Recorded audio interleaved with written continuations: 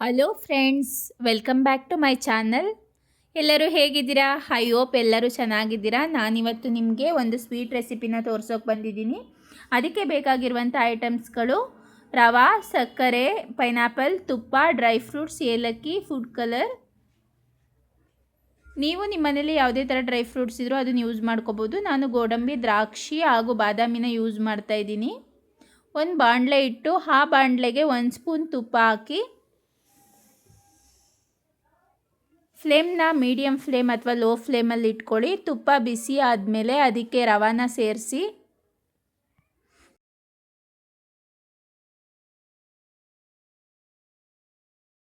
ನೀಟಾಗಿ ರವಾನ ಹಸಿ ವಾಸನೆ ಹೋಗೋವರೆಗೂ ಹುರ್ಕೊಳ್ಳಿ. ಆದರೆ ಈ ಉಪ್ಪಿಟ್ಟಿಗೆಲ್ಲ ಕಲರ್ ಚೇಂಜ್ ಆಗೋವರೆಗೂ ಹುರ್ಕೋತೀವಲ್ಲ, ಆ ಥರ ಎಲ್ಲ ಜಾಸ್ತಿ ಹುರಿಯೋಕ್ಕೆ ಹೋಗಬಾರ್ದು. ಹಸಿ ವಾಸನೆ ಹೋಗೋವರೆಗೂ ಮಾತ್ರ ಈ ಕನ್ಸಿಸ್ಟೆನ್ಸಿಯಲ್ಲಿ ಹುರ್ಕೊಳ್ಳಿ. ಆ ರವಾನ ಬೇರೆ ಕಡೆ ತೆಗೆದಿಟ್ಕೊಂಡು ಮತ್ತೆ ಬಾಣಲೆಗೆ 1 ಸ್ಪೂನ್ ತುಪ್ಪ ಹಾಕಿ ಡ್ರೈ ಫ್ರೂಟ್ಸ್ನೆಲ್ಲ ಹಾಕಿ, ದ್ರಾಕ್ಷಿ, ಗೋಡಂಬಿ ಹಾಗೂ ಬಾದಾಮಿನ ನಾನು ಪೀಸಾಗಿ ಕಟ್ ಮಾಡಿಕೊಂಡು ಹಾಕಿದ್ದೀನಿ. ಡ್ರೈ ಫ್ರೂಟ್ಸ್ ಎಲ್ಲ ಗೋಲ್ಡನ್ ಬ್ರೌನ್ ಆಗೋವರೆಗೂ ನೀಟಾಗಿ ಇದನ್ನು ಬಾಡಿಸ್ಕೊಳ್ಳಿ.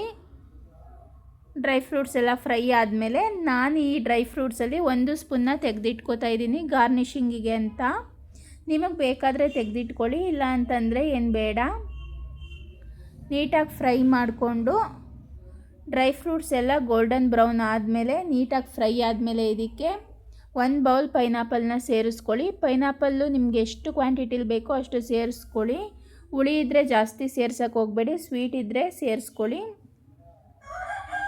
ಈ ಪೈನಾಪಲಲ್ಲಿರುವಂತಹ ನೀರಿನಂಶ ಎಲ್ಲ ಹೋಗೋವರೆಗೂ ಇದನ್ನು ನೀಟಾಗಿ ಫ್ರೈ ಮಾಡ್ಕೋಬೇಕು. ಸ್ವಲ್ಪ ಪೈನಾಪಲ್ದು ಕಲರ್ ಚೇಂಜ್ ಆಗೋವರೆಗೂ ಫ್ರೈ ಮಾಡ್ಕೊಳ್ಳಿ ನೀಟಾಗಿ. ಆಮೇಲೆ ನೀರನ್ನ ಸೇರಿಸಿ, ನೀವು ಯಾವ ಒಂದು ಬೌಲಲ್ಲಿ ರವೆನ ತಗೊಂಡಿರ್ತೀರ ಆ ಬೌಲಲ್ಲಿ 2 ಬೌಲಷ್ಟು ನೀರನ್ನ ನೀವು ಸೇರಿಸ್ಕೊಳ್ಳಿ. ಏಲಕ್ಕಿ ಪೌಡರು ಒಂದು 1/4ರಿಂದ ಅರ್ಧ ಟೀ ಸ್ಪೂನಷ್ಟು ಸೇರಿಸ್ಕೊಳ್ಳಿ.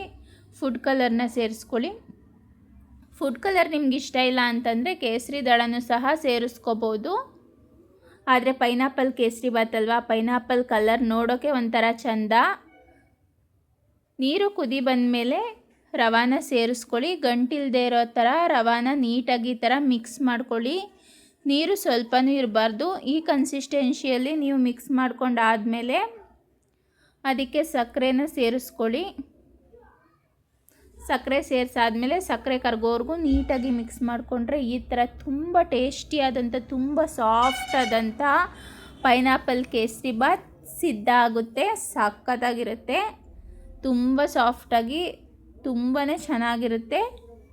ನಿಮಗೂ ಕೂಡ ಈ ರೆಸಿಪಿ ಇಷ್ಟ ಆಯಿತು ಅಂತ ಅಂದ್ಕೊಳ್ತೀನಿ. ನೀವು ಕೂಡ ಮನೆಯಲ್ಲಿ ಟ್ರೈ ಮಾಡಿ.